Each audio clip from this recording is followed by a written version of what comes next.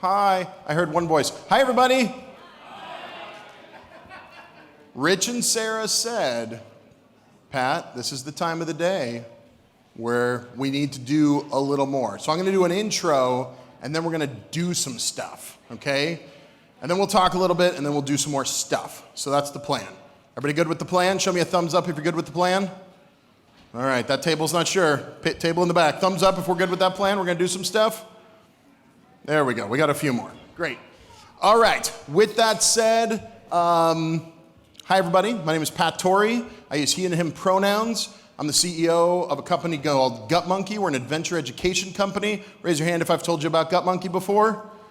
Great. I'm not going to get too into it then. So, we run programs in the bleeding disorder community, specifically for folks with chronic health conditions.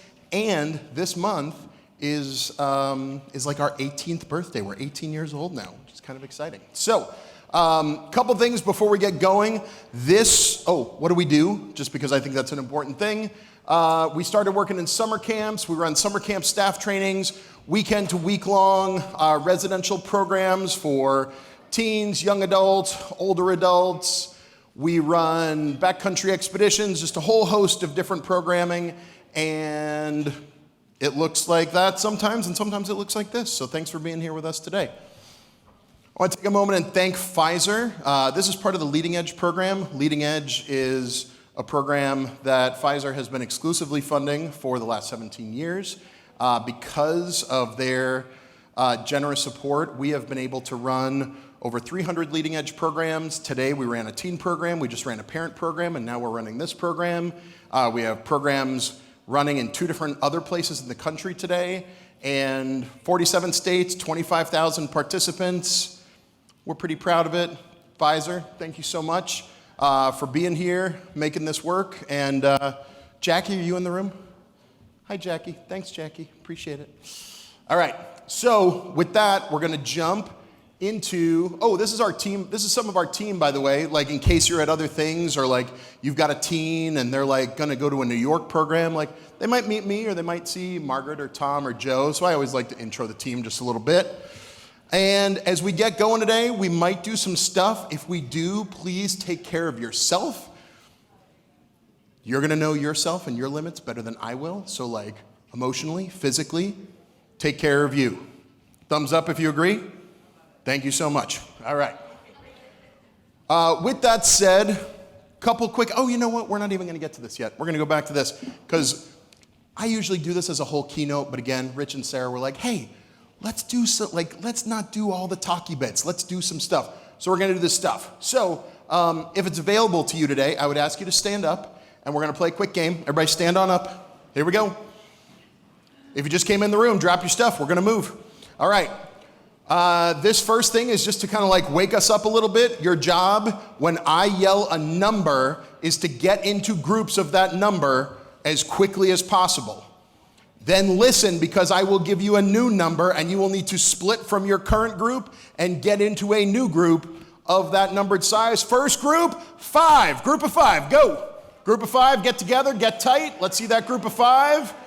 Group of 5, yeah, once you're in that group, high five, get your group together. Ooh, there we go. We need one over there. Good job. New group, 3, split it up. Group of 3.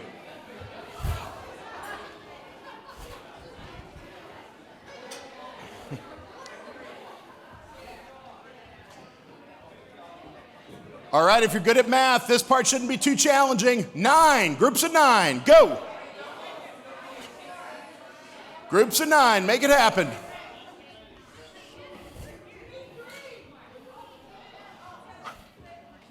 Oh, we got close, but we're already going to a new one.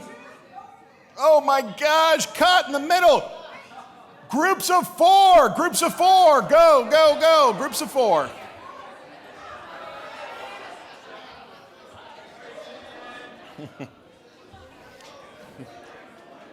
Hey, you're all going to love this one. Groups of 13. Go. Groups of 13. Make it happen. You can do it.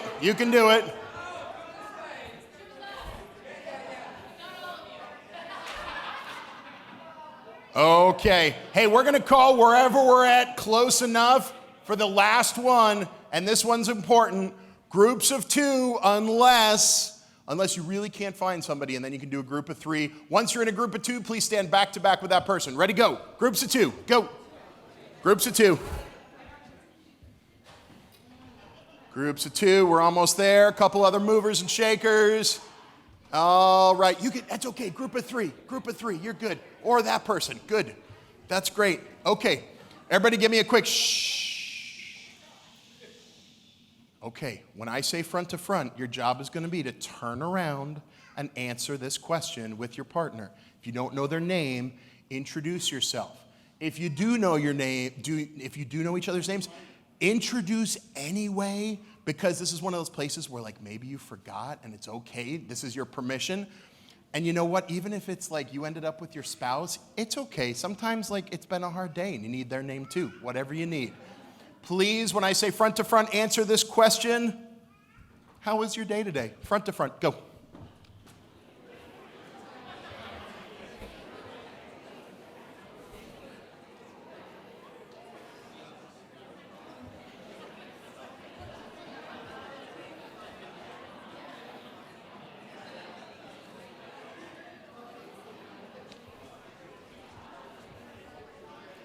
And back to back.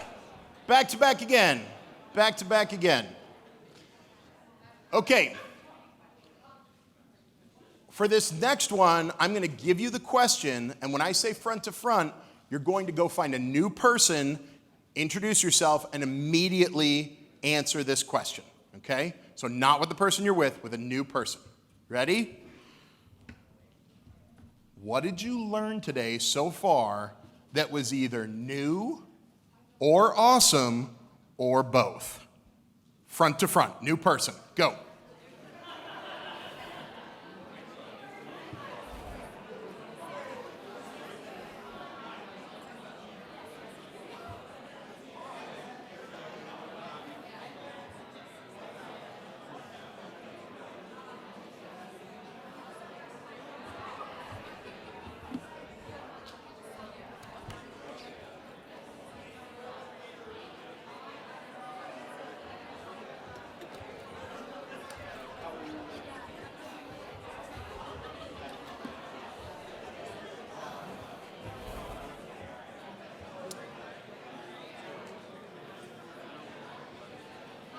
And back to back. Back to back. Back to back. Same people back to back. Yep. I like that the back-to-back technique, the idea behind the back-to-back technique is that you stop talking, but I love when people go back to back and then they're like craning their neck, like still talking away about a subject. That means you learned about something both new and awesome. Well done. All right. Next question, when I say front to front, after I've given you the question, go find a new person, introduce yourself to that person. This time, try to find someone that you really actually don't know, as much as you can. Work it, move around the room. And the question is this: what do you still want to do or learn before you leave FallFest? What do you still want to do or learn before you leave FallFest? Somebody that you don't know, front to front, go. New person.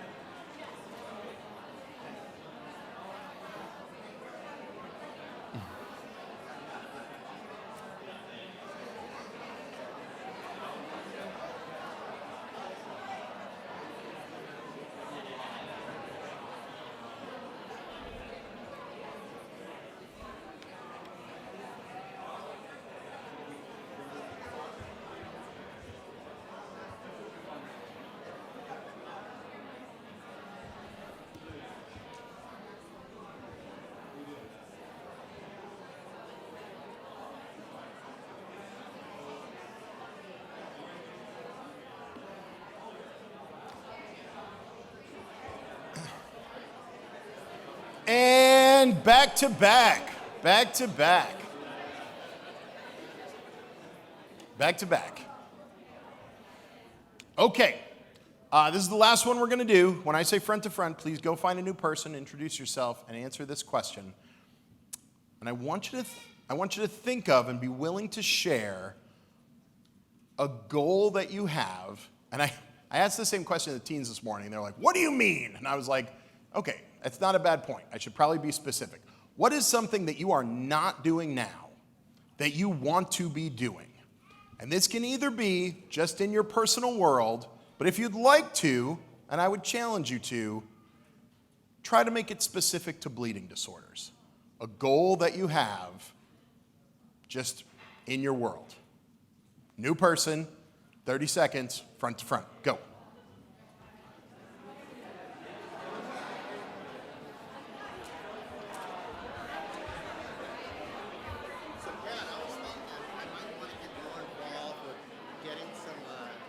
More GutMonkey here with the teen kids because there's a window of time when these kids are bored and they lose a lot. Mm-hmm. Yeah. Mm-hmm. Yeah. I love it. Let's chat.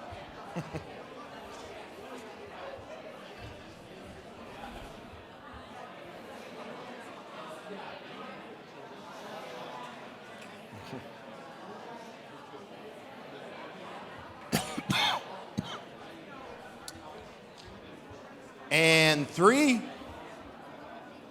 and 2, and 1, and back to back. Back to back. Everybody give me a shh. Anybody got one that they can sum up in just a few words that they're willing to yell out to the group? Ask for help. Ooh, asking for help. Yeah, asking for help. I love that. Somebody else, raise your hand if somebody in this room asks for help, if you'd be willing to help them. That's pretty cool. Raise your hand if it's sometimes tough to ask for help for you. Yeah, isn't that the thing? Good. Let's look at that one. Anybody else? What's your goal? Who's got one? Go. Just raising a successful kid who wants to take care of himself and advocate for himself. Yeah, raising a successful kid that's willing to take care of themselves and advocate for themselves. Yeah, love that. We'll go one more goal in the room. Who's willing to share? Beep, beep, beep, beep, beep, beep, beep, beep. Go. So to be a successful patient with hemophilia in the future. Oh, to be a successful patient as somebody with hemophilia. Nice. I love that. All right. I'm going to tell you, who likes story time? Anybody like story time? We're going to do quick story time. Find your seat as fast as you can. Go.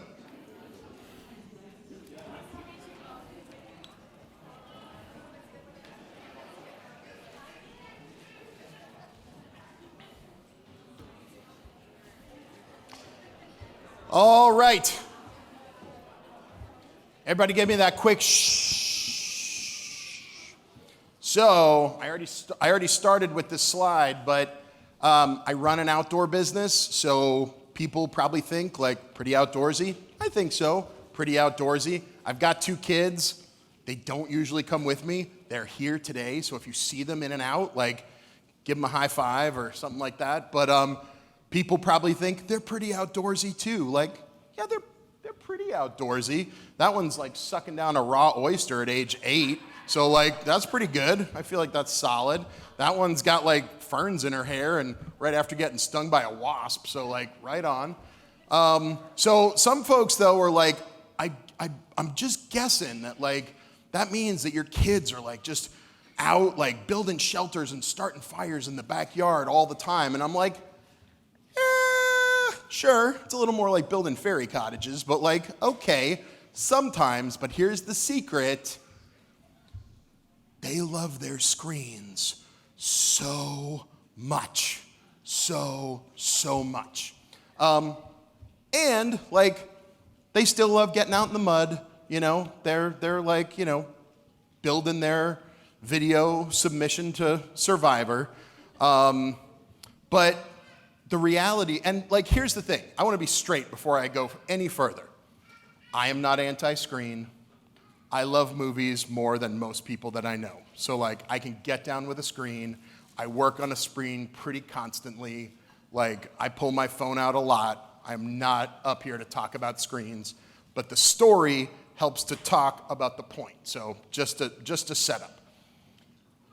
We, like a lot of folks, got into the pandemic and screens became fairly useful for our kids to be able to go to school, but there were also some other things that it did. Like we would get to that point where it's like, we need someone to watch the kids. Ooh, the iPad. Like, we need a moment of quiet. Ooh, the iPad. Like, we need that grumpy child to get like a little shot of dopamine in their life. Ooh, the iPad, a little happy brain juice. Like, it was there, and it was a piece of it. And what we didn't necessarily understand in that moment is that every time that we were handing our kiddo the iPad, and you can handing someone an iPad, you can fill anything else in for that, we were casting a vote for a habit to be built. And in that case, it was like to utilize screens more and more. And what happened there was a little bit tricky because, like most kids, our kids had big emotions. And what we were noticing over time was that because they had the iPads a bunch, they were regulating their emotions by watching the iPad instead of building the skills to emotionally regulate themselves. And we were like, ooh, that's a little tricky, because if you're sad and you get to see a screen and you get that dopamine shot, then you're happy. You're not really happy. The sad kind of got stuffed down, but in the moment, you're a little more happy. And we weren't necessarily building those emotional regulation skills.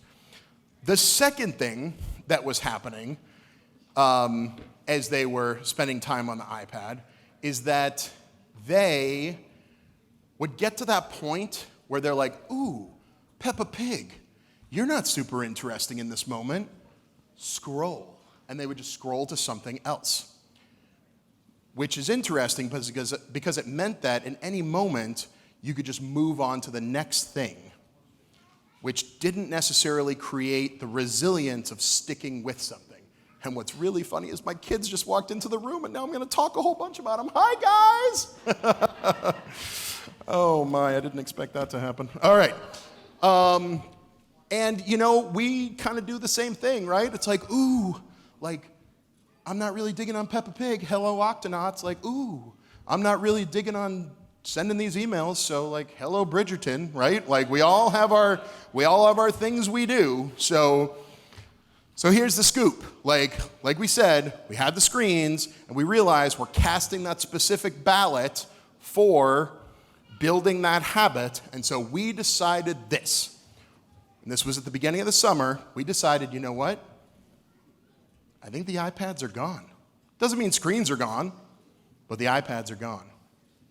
Boom, out. And it was amazing.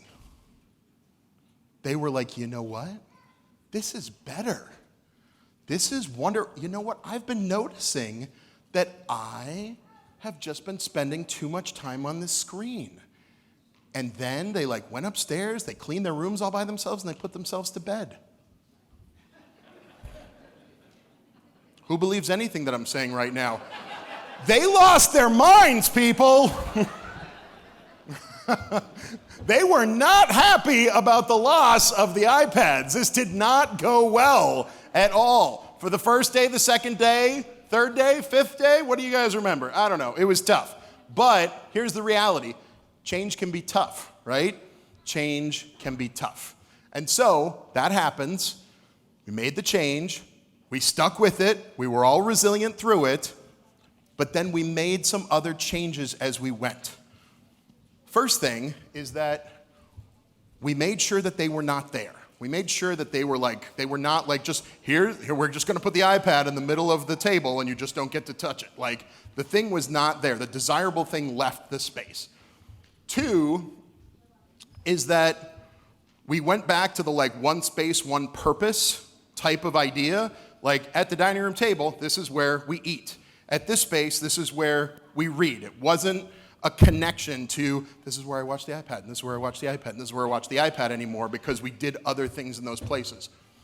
We also made the things that were desirable like very evident. This is not our house, but I found this picture and was like, people in the room are like, wow, you got, that's intense. But I'm not kidding you. I walked in the house and it looked a little bit like this. Amanda did an amazing job at making sure that like there were a lot of new options, very, very much there. And then we did something else. We put our screens away a little bit more too, which for a 5-year-old and a 9-year-old, we're still a little bit cool. A little bit, not much. I'm not saying much, but just a little bit cool. So it was like more desirable because we were able to pay more attention and we could be more engaging parents, and that whole thing went better. And we started to look at what do we actually want. We had conversations about the fact that like we actually want to be more engaged parents, so we are going to do this thing. And then we were able to tie that behavior of we're not going to have as many iPads around back to our identity, so it made it easier for us to stick with it. We also wanted like our kids to be in that space, to be more resilient and be able to play games and do stuff, so we got them into that space of having more active things around.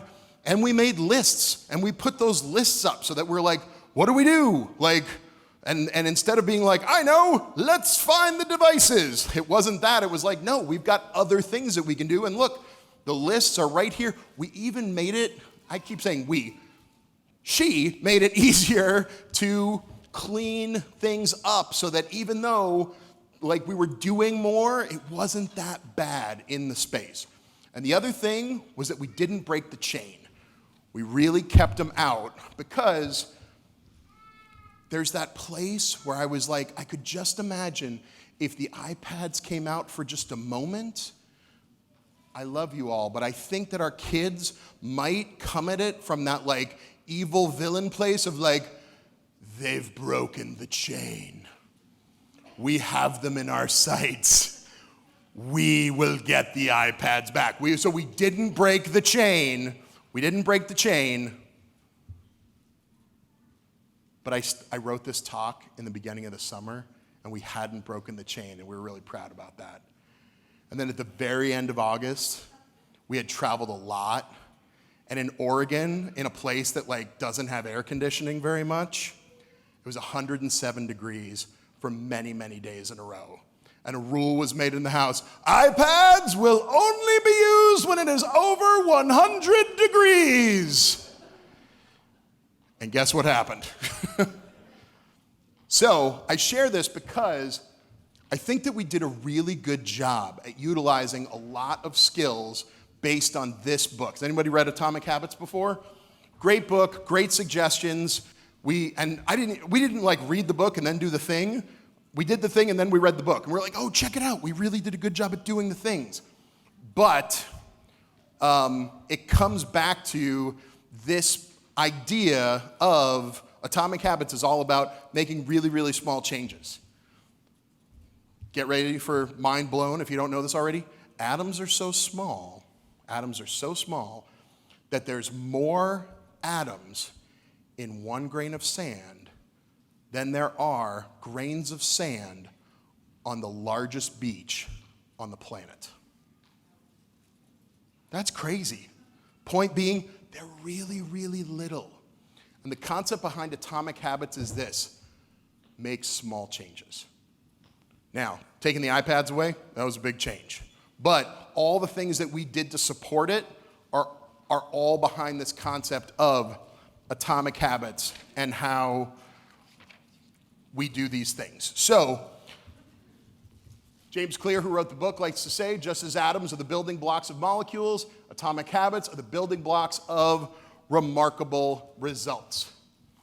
Flossing is a habit. Choosing not to floss, also a habit. Yeah, also a habit. Small choices are what establish habits. Every time that you make a decision or a choice, you are casting that vote for that specific long-term thing to happen.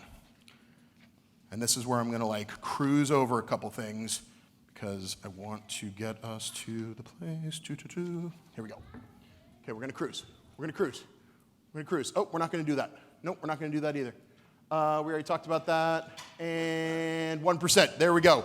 Okay, whew, we did it. One more quick story, and then we're going to move our bodies again.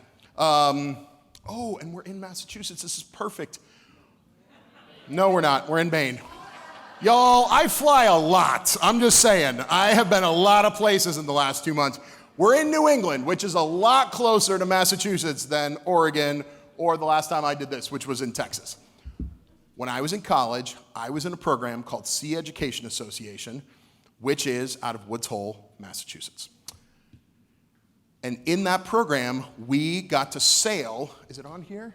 Yeah, we got to sail the Corwith Kramer from Rockland, Maine, down to Bermuda and then into the Western Antilles. So really, really cool program.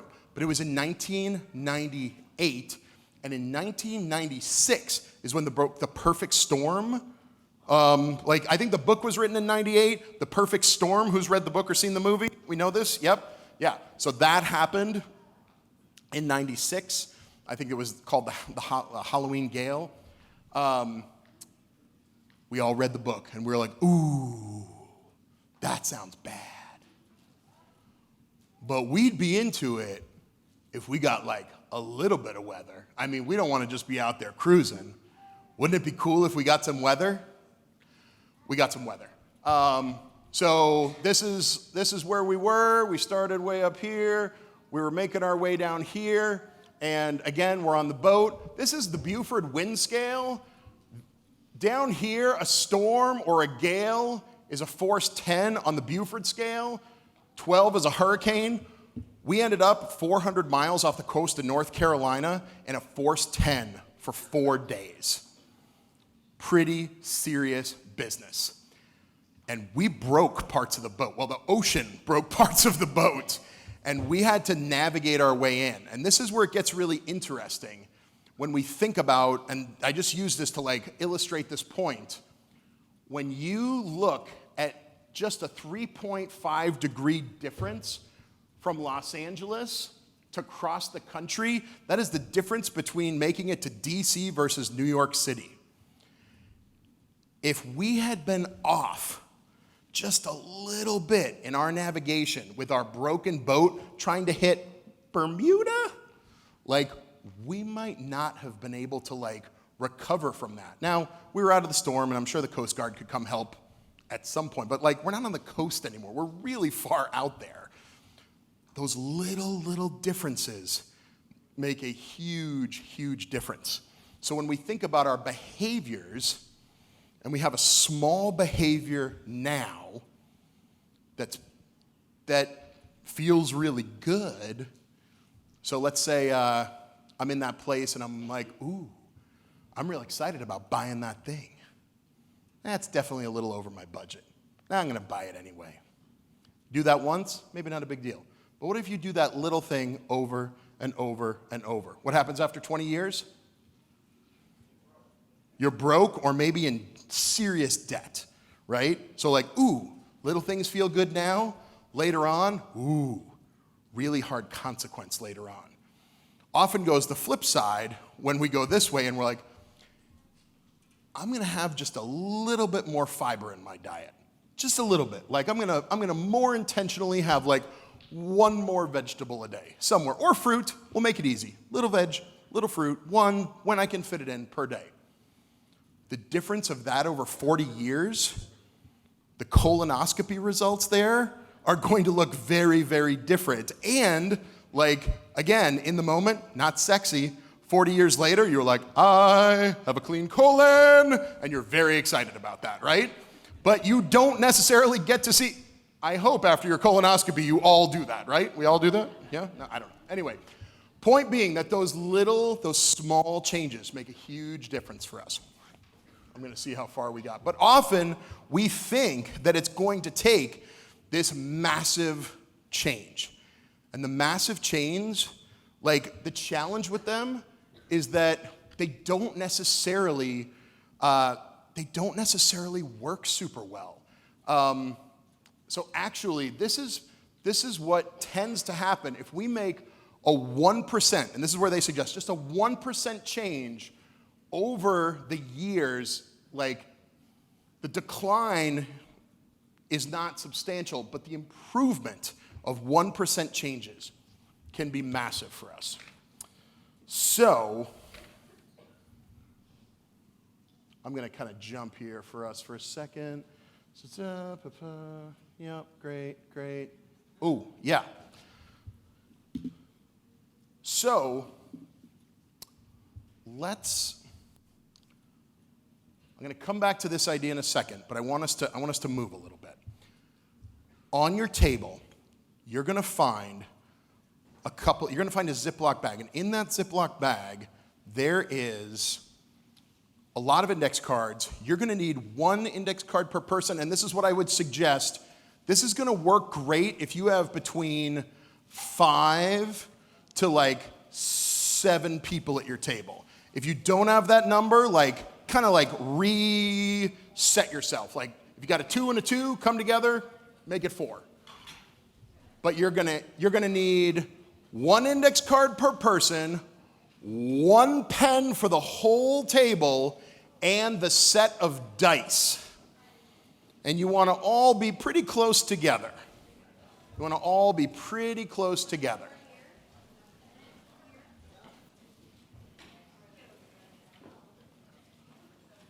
Okay.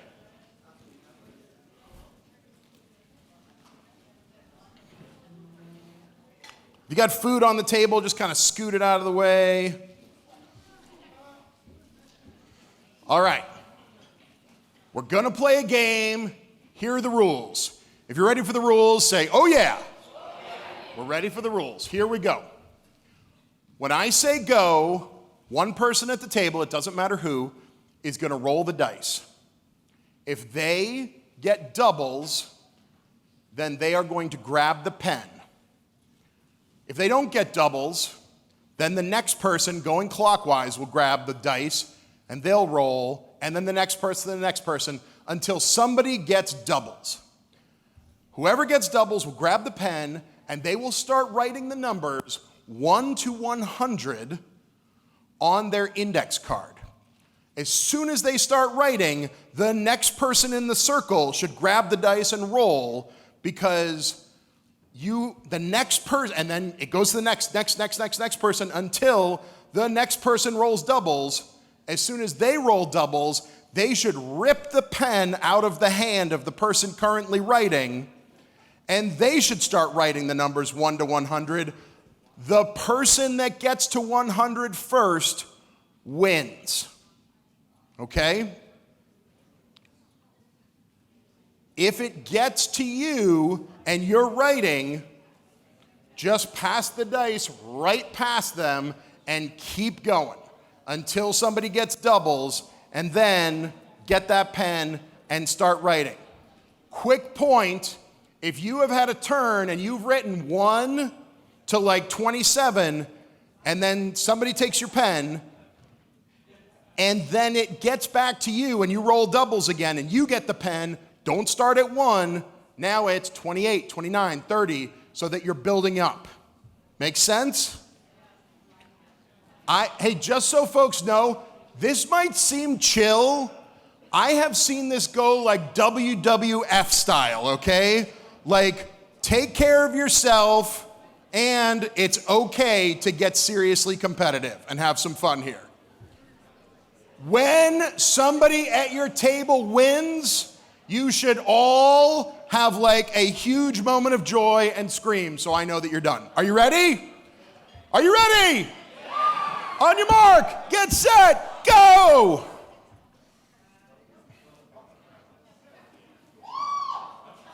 Go, go, go! Right!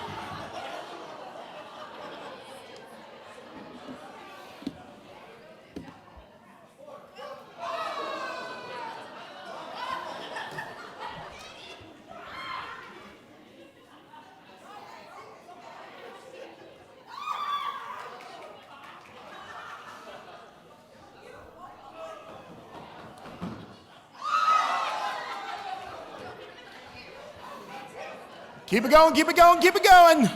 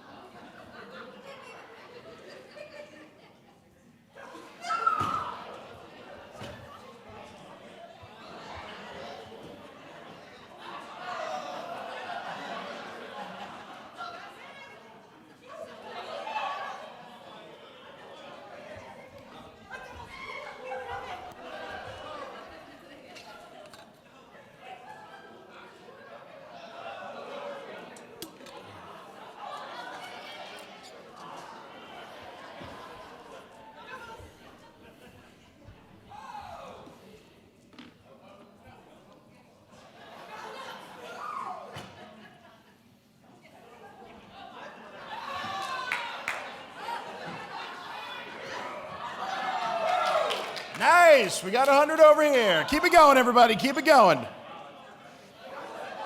We'll give you 2 more minutes to see if you can get your team to 100.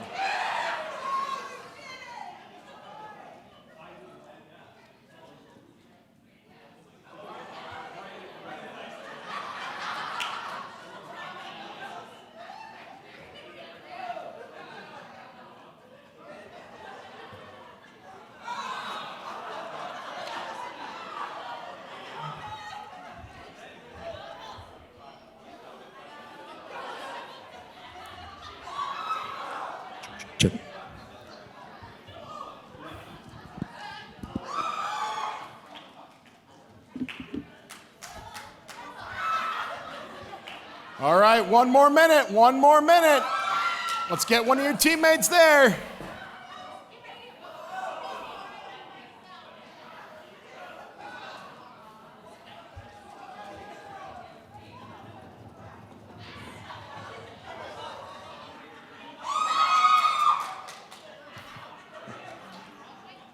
We have mild excitement in the house.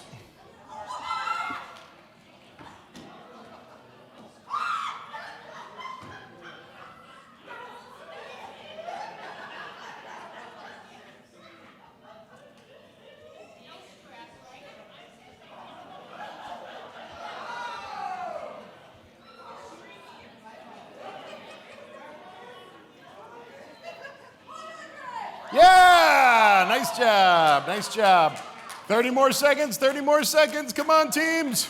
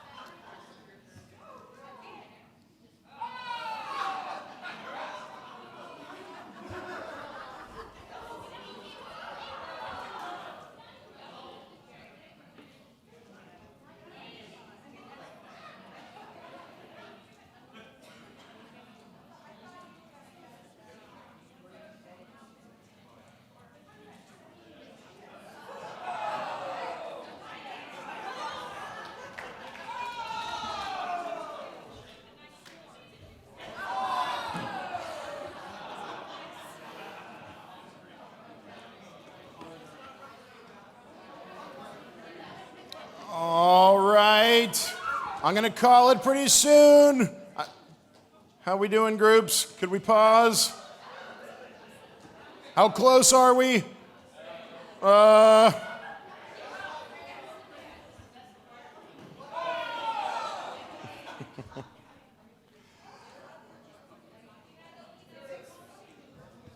You good? Good. Right on. All right, groups, let's pause. Let's pause. Pause where you are. Pause where you are. Nice job. If you have a bigger table, you could go for a little while. If at the end you want to finish your game, I'm okay with that. Okay, everybody give me a quick shh. I added some new activities in, so I had to kind of like regain my place. So we're going to come back to the dice in a second. Success is the product of daily habits, not once in a lifetime transformations. So if you miss something, like if you start doing a habit and you mess it up for a day, end of the world, not the end of the world. Not the end of the world. But you don't want to break the chain too often. I used to not floss like ever. I was so bad at it. And then I started flossing because my dentist was like, do you like your teeth? You really need to floss. And I was like, great.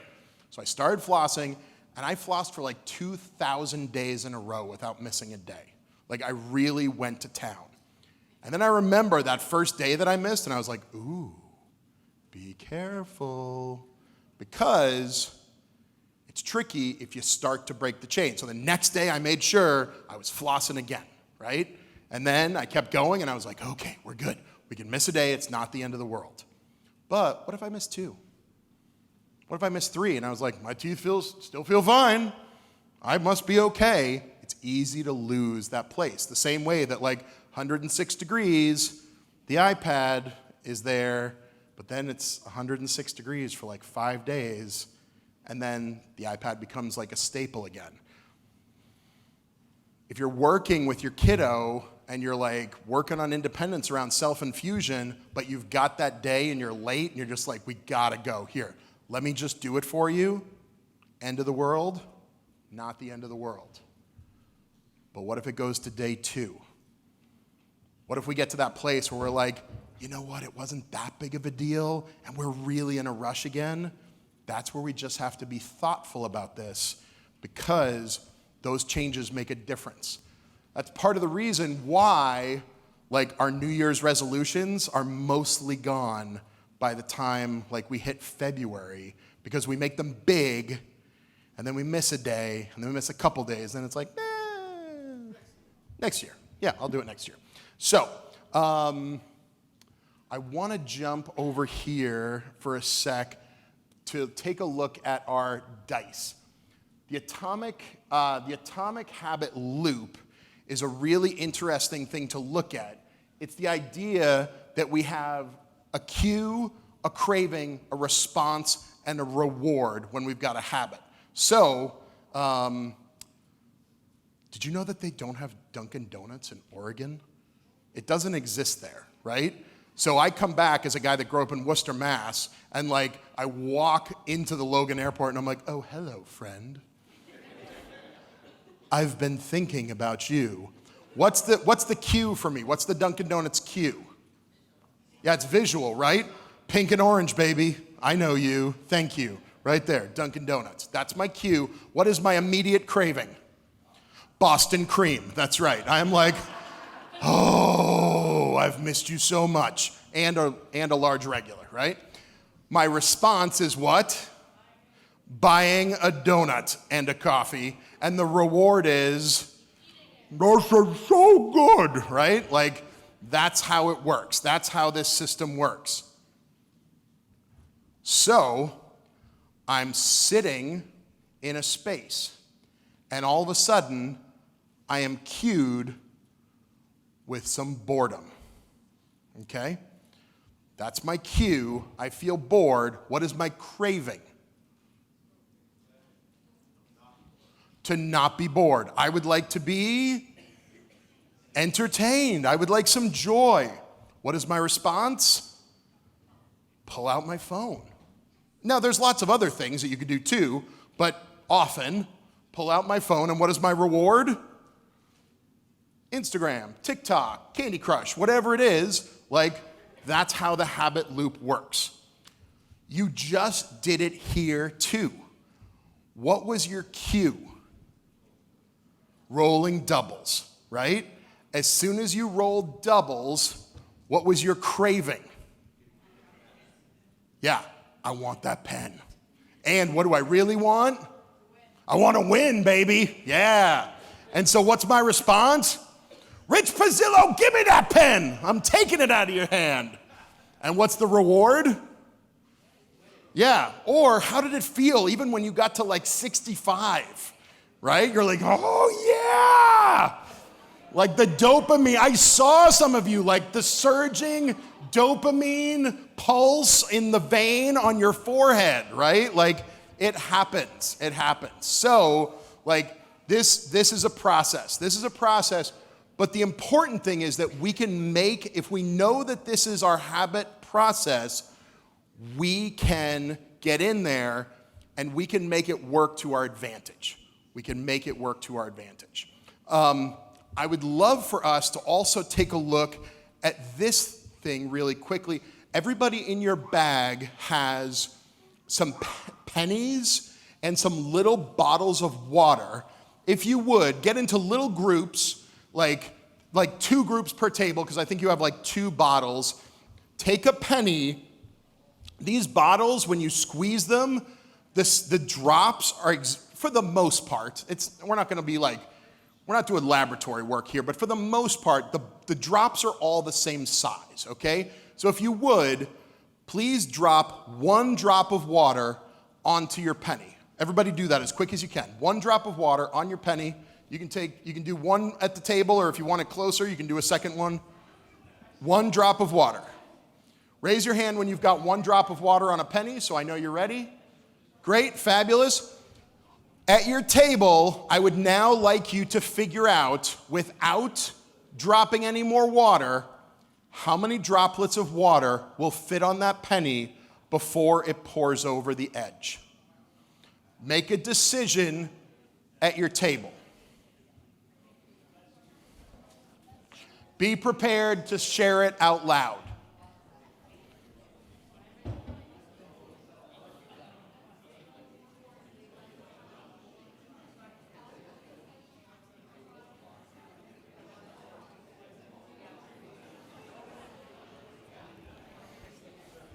You have 10 more seconds to decide.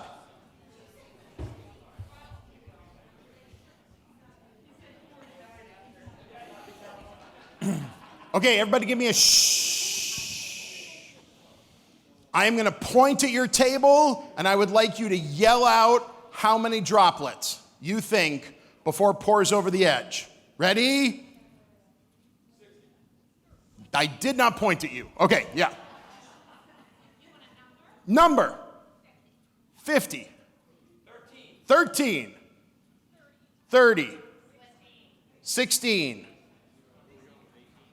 I heard 18. 18. 18. 15. Yeah, your table already said 18. Back there. How about over here? 11. Okay. It's a pretty big spectrum, everybody. We heard 11 to 60. But we had 4 18s in a row, so we're going to call that the average. This is what I'd like you to do. Please, one of you, start to drop 1 droplet at a time. By the way, don't start up here and drop it. Drop it pretty close to the penny. See how many drops you can drop. Somebody else should also count, maybe a couple counters as you go. See how many you get to before the water runs off of the penny.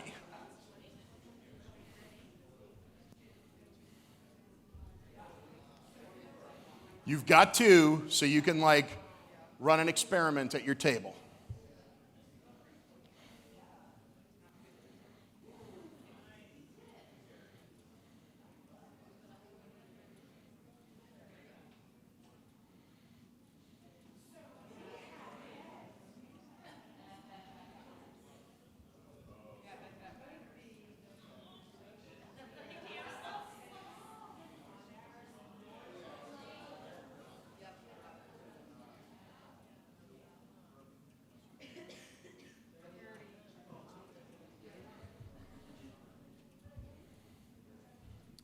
Some teams are still going.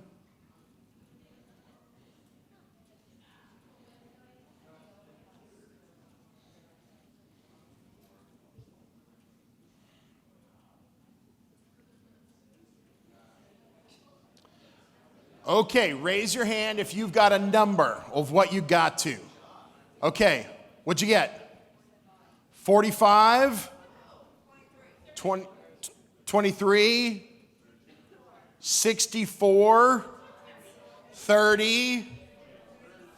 36? 29? 37? Anybody else? New number? Okay. Raise your hand if your table got a higher number than what you thought you would get. Most of the room, right? Now, if somebody's like, how did we get 29 and they got 60, whatever? There's water temperature makes a difference. Heads or tails makes a difference. How high you dropped your water from makes a difference. But none of that actually matters right now because the point is this. You thought it was going to be a lower number and it was actually a higher number. So this is what I want you to look at right here. This is called the Valley of Disappointment, okay? We often think that when we start working on a habit, it's gonna go uphill in this nice, consistent way where we're like, look at me, I'm doing things and I am making forward progress. And that often doesn't happen. You're like, I have showed up to the gym every day for a little bit of time for 4 weeks, and I am still feeling like day one. It is just not happening. And so what it typically looks like is this. We just don't feel a lot of progress for a while, so we feel this valley of disappointment. But then, and it's actually a lot longer than we think it should be. So you know what happens during that time for a lot of folks? We quit. I don't see progress, I'm out. And this is that tricky part of, this is why it's important for us to make our habits easy, simple, something we can do every day so that it's not that big of a deal, so that we don't quit. Because when we stick with it, this happens. We finally hit a point called our tipping point, and pew, up we go. And that is what you hit with your water, and poof, the floodgates open. That's how habits tend to work. The tricky part, though, is that we often don't get to the tipping point because that valley of disappointment can be kind of a rough space for us. So we gotta keep it going. And then once we get there, we gotta keep it going even a little bit more. Sarah said I had a little bit of grace. Do I have a few more minutes? A few more minutes? Rich, you wanna come chat with me up here for a minute? Okay. So, we're going to tell you, we're getting out the floss, Rich. Here we go.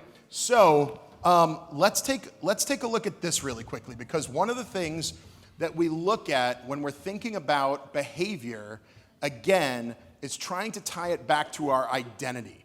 We did this morning with our teens so that when we are looking at something like, we've all, raise your hand if you've got a goal. You've got a goal in the room. We all talked about those goals with our partners. Yell out one of your goals. What was one of your goals? I'm not going to call on you. Just like yell out your goal. You all had one. Did you? What were you talking about? You were all talking. Say it. Raising a successful child, right? Good. Somebody else? Stop infusing my son when he can do it himself, right? Great. So we have these various goals out there. The tricky part about our goals is that sometimes once we get them done, they're just done. And those goals, when they get hard, can be harder things to get motivated around. One thing that we know motivates the self is when we tie something back to our identity. So for instance, if someone's like, I want to do a marathon, I want to run a marathon. First, as soon as you finish running the marathon, what have you done? You've successfully completed your goal, and you never have to run again. But if you tie it back to this question of, well, why do you want to run a marathon?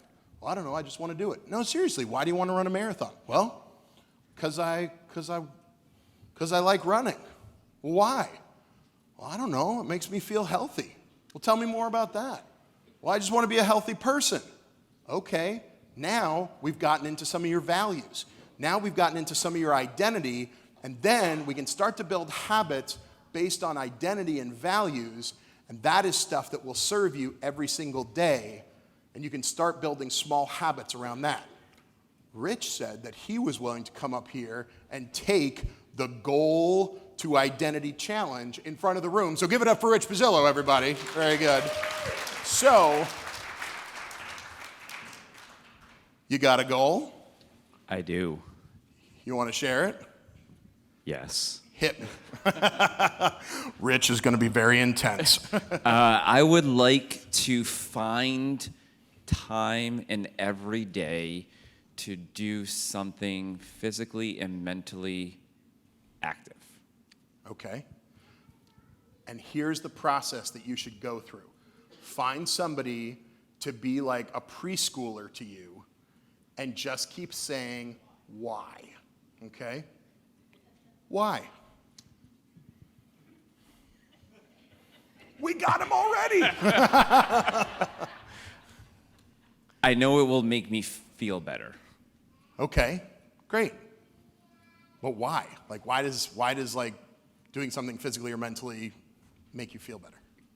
Because I've done it before and I know the feeling after, whether it's meditation, running, doing things. Great. Okay, that's good. Super. So you want to have that feeling, that positive feeling inside of you. Great. Now I'm going to go back. Now I'm going to go back again. Okay. Let's go back to doing stuff physically again. Why? Why else? Why do you care about doing something physical? Really good mind space, especially when you're tired. Great. Why does that matter to you right now? Because I'm a new dad and there's not much time like before. Yeah. So we lost some time, and you're a dad, so like it's important to you to have that space. I'll just ask, like, from the dad perspective, why? I'm learning the importance of taking care of yourself in the midst of a new routine. Yeah. Are you seeing us getting into some values here? Some identity pieces here? Now we can start tracking back to some habits that could be built, again, easy, simple. These are things, we want to be able to pull these things off 98% of the time. So they need to be, I think I've got a slide. Hold on, we're going to go fast here. Oh, here we go. They need to be obvious, attractive, easy, and satisfying. That's what we're shooting for here when we're building these habits. So like let's try to come up with like, what's something that fits that criteria? Something that you could pull off every day. Go for a walk with him in a stroller. Nice. This is where it gets tricky, because often we're like, great, how long? And someone's like, 2 hours. And we're like, you're going to fail the second day, maybe the first. For how long? 30 minutes. 30 minutes. What do we think, everybody? It's a good time? Yeah. How about we say this, just to give you the space to be able to be successful every day? Get out the stroller, baby in stroller, you with stroller. All I care is that you leave the house. If you go 1 block and like there's a diaper blowout that like puts you in a space where you're like, I didn't even know that was possible, and you need to turn around and go home, you still got out, which means you didn't break the chain. So get a block, great. 30 minutes, great. If something happens and you're at 2 hours, special day. But you got out and you did that piece. So making it as easy as possible, making it so that you can be successful every single time you do it is what we're shooting for. How's it feel? Doable. Doable? Yeah. Nice. All right. Who's going to call him and make sure he's doing it? Anybody in the house? Anybody? All right, great. Super. Did you see what we just did there? It's not that complicated, but it's easy to shoot high to a point where we might not be able to get to that spot. So, thank you so much. High five, give it up for Rich. Thank you. Whew. Oh, we had so many things to talk about, but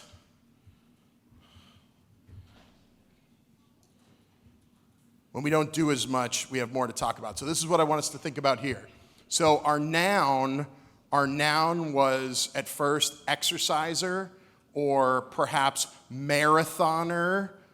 But let's take a look at this one. What if our noun is patient? What if our noun is parent? Parent of an affected child, child of an affected parent, partner of an affected spouse. What I'd like you to do is at your table for just a moment, and then we're going to call this whole thing done, with the folks that you're sitting with, what are some little habits? What are some easy things that you could do that can get us to this place where we are able to take that idea of patient or parent or child or partner so that we can be as successful as we'd like to be at being in this space? Does that make sense? Feeling good? You got 1 minute. Go. What are some little habits that meet the criteria? Go.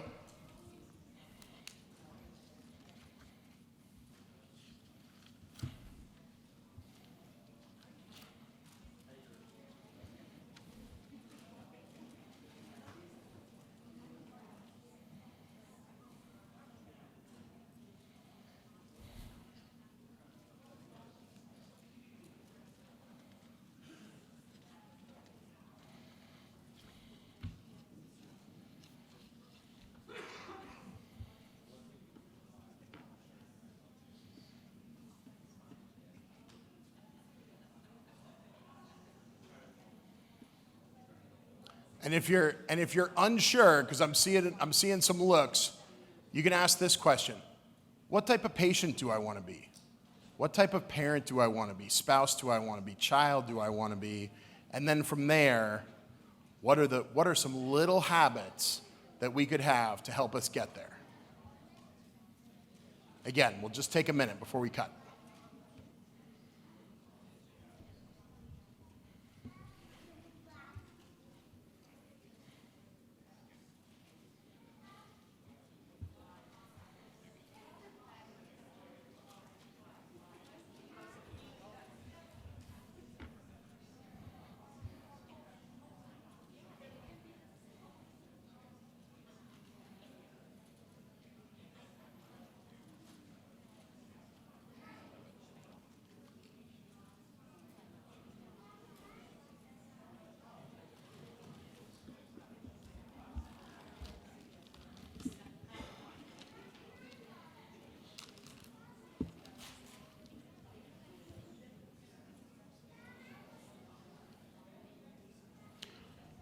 All right.